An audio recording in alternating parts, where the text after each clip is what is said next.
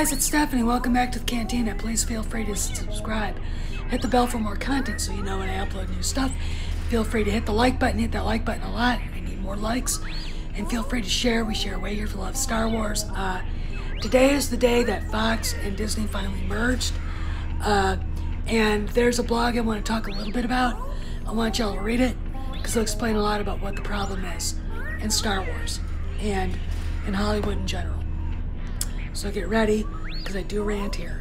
Salty language warning. Hey guys, it's Stephanie Janicek, your friendly neighborhood bar manager, purveyor of fine wines, liquors, spirits, that Wookiee absinthe that makes humans see dragons and stuff. You know, ales, pilsners, lagers, porters, shandies, everything. So let's talk a little bit today. A little bit about what's wrong in Hollywood and the Fox merger with Disney. Today was the day it actually is complete. Now, and I want you to think real hard on this, Disney owns 45% of the box office. So, if something fails, it doesn't matter, right? This is what I call a monopoly. The fact that the SEC did not stop it, to me, screams corruption. Disney should never have been allowed to do this. This is absolutely goes against every principle I have as an American. I believe as a capitalist, I believe in competition. I believe that competition is good. Giving the customers a say in what they see, a choice, is good because it makes everybody better. Which leads me to this other thing. I just read a blog written by a guy who I think is named Davidson or Danielson. And the title of it is, I'm Not a Lawyer, I'm an Agent. And it's a very long slog. He probably should have edited it at least 5 different times. However, point is, the reason why we're getting B grade, C grade, D grade, Q grade writers in Hollywood is because they don't want to hire really good writers. They screw people over. It's all about money. It explains so much about what's going on at Lucasfilm. Think about it. When Kennedy took over, how many people were let go? All right. Then she hired a bunch of women who have absolutely no business being anywhere near Star Wars. And it's not because they're women. It's because they're nothing but hacks, inexperienced in fantasy science fiction. B, they weren't Star Wars fans, even though their excuses they were. And C, they're political hacks. All right? Let's go into the publishing side, which the guy who writes the blog, and I'll put it in pinned comment so y'all can read it. Let's go on the writing side. Amy Vincent wasn't hired because she's a good writer. Amy Vincent was hired because she fits the political narrative. She's a B grade, if that, writer, novelist. Chuck Wendig is a howling leftist sleazeball. That's why he got the job. Why is Pablo Hidalgo protected? Same reason. You know, no one can tell me that apathetic swine loves Star Wars. Okay? Just can't. You can't convince me of that. Okay? And the reason is this. You have to take a stand. Okay? If you love something, if you've been a fan your whole life, if you cared about something, if it meant as much to him as it does to us, when they started retconning Luke, retconning Han, retconning Leia, retconning everything, he should have stood up and said, I'm not part of this. You people are wrong. You're fucking around with what George wanted. You don't have his vision. Nothing that you want to do is organic. There's no artistic endeavor in it. It's just saccharine garbage. He didn't do that. He just went along with it. So that either tells me that he was only there to eventually wait out the old man so then he could actually be part of the undoing of the Skywalkers and everything Lucas wanted to see done, or he's kissing ass to keep his job. Either way, it's bullshit and amoral, okay? And amorality, I think, is a bigger sin than immorality, because someone's immoral, you know it. Amorality means you just sit there and let the immoral stuff happen without taking a stand for good or evil. What side do you stand on? All right, what side do you stand on? Right or wrong? Good versus evil, dark or light? Okay, because there is no gray area in this, especially when you're talking about cultural appropriation by the left, which is what we have here. So here's the deal. Read the blog. You're going to see why corporatism is bad for art, is bad for film, is bad for everything that George Lucas and Steven Spielberg and the rest of these giants that we all looked up to when we were in our formative years, who gave us these immense visual ideas of what the world could be and let us explore with our own imaginations what it could be. All right. I want you to think about that. How does corporatism ruin that? Trash it. See, look at Captain Marvel. The writing is bad. The actress is an angry Bajau, which means white left. And it's an Asian epithet for hardcore socialist, Democrat, leftists, and it's Chinese word, but it fits. I mean, I don't really know an Asian who doesn't use it sometimes, and I know a lot of Asians. I used to live in Asia. I used to live in Seoul, South Korea. There's a lack of respect for the audience. We can throw, it's like taking a noodle, slapping it up against the wall to see if it sticks. That's exactly what this is. And it's corporatism. They don't care if they make money. Here's the thing. They spent $750 million to make and promote this piece of shit. Now, are they protecting the actress?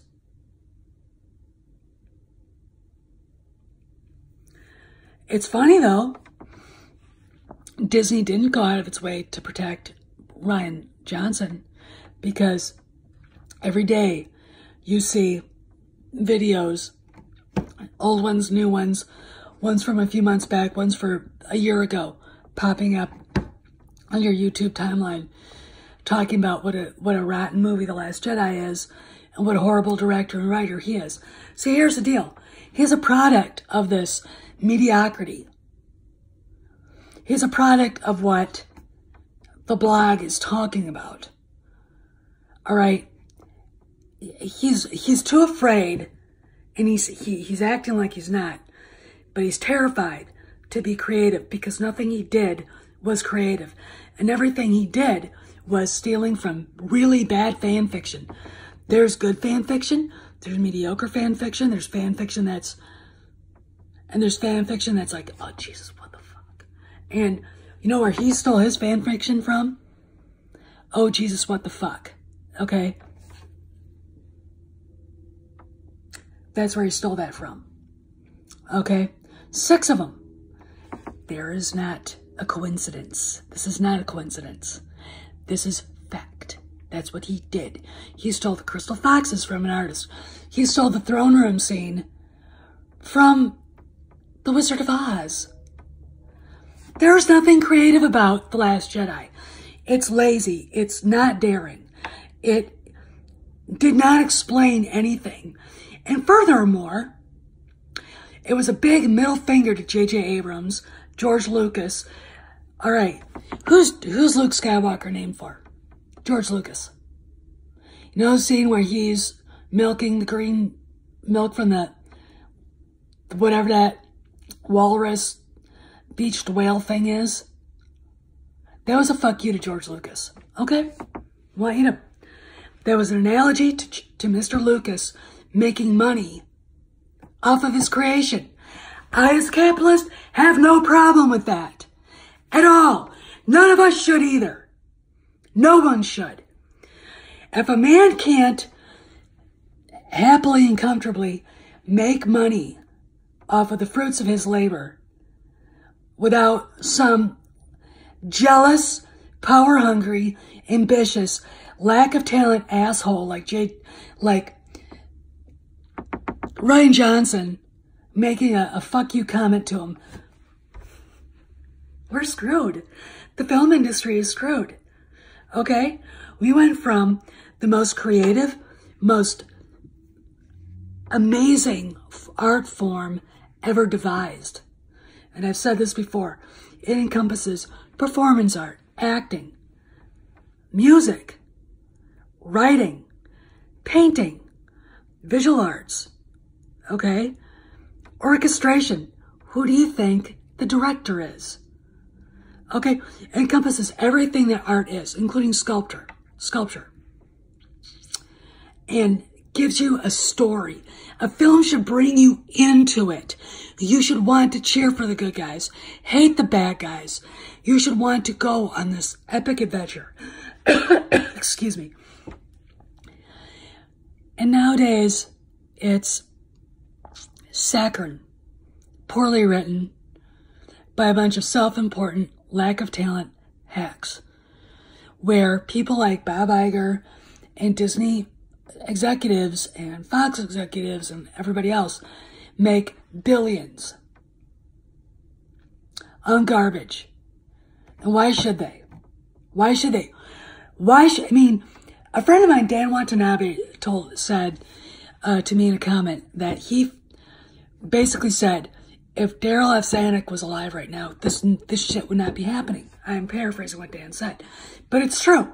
Why? Because when Daryl F. Zanuck was alive, when Irving Thalberg was alive, when Louis B. Mayer, Jack Warner were around, if it didn't play in Peoria, if it didn't grab the audience, if the audience didn't want to be part of it, it was a failure. Go into any store, go into a Target, go into a Walmart. How much Star Wars merchandise do you see anymore? That much, if there's any. You go to Ollie's, there are rows of it. You go to a dollar store, you can buy figures for $3, a buck. All right? Think about it. When you take away the vision, the artistic endeavor, when you take away the soul of something that was culturally relevant as a piece of art, and you replace it with McDonald's, you know, pink, what's it? You fail, and no one's going to want it. No one's going to like it. Now, maybe the poop sniffers like Kevin Smith and Steele Saunders and Jason Ward, who only are there to out of their ambition because, well, Kevin Smith is a case unto himself, and there are fans like him who will like anything because I just like Star Wars. And they don't care about the story. They don't care about the characters. They don't care about anything. They're stupid is what they are. They're incapable of critically thinking. Guys like Steele Saunders, guys like Jason Ward are there only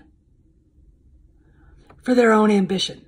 They don't give a shit actually about the product as long as they get their little niche and have their power, okay? Their power base is all about power and information and I'm in the know and you're not, and all this garbage. So I want you to read that blog. I want you to think about the Fox merger and what it means. Because monopolies are bad for competition. Monopolies are bad in the film industry. Monopolies will kill the film industry. My friends, Hollywood is dying. We're watching its demise. And when that day happens, when we wake up and find George Lucas is gone, Steven Spielberg is gone, and the rest of these people that created these beautiful things, these beautiful works of art, that is the day we can also erect a tombstone to the film industry. Because we have allowed them to get away with it. They pay themselves. They make sure they get paid. They don't care about the product they put out. There's absolutely, I mean, bringing back James Gunn. Think about it.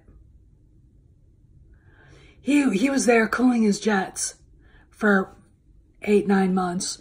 Now they brought him back. They never even fired him. See? Read the blog. The film industry is dying. Hollywood is dying. Because they've ceased to be relevant. They've ceased to make an argument for their art. They've ceased to be the beacons of artistic freedom, because they put down voices that they don't want to hear and produce garbage. All right, so this is Steph signing out. I'll see you around the galaxy. I'll see you at the cantina. Maybe I'll go live tonight. Please, if you leave, remember to tip your Wookiee bartenders 20%. And don't start anything in the cantina.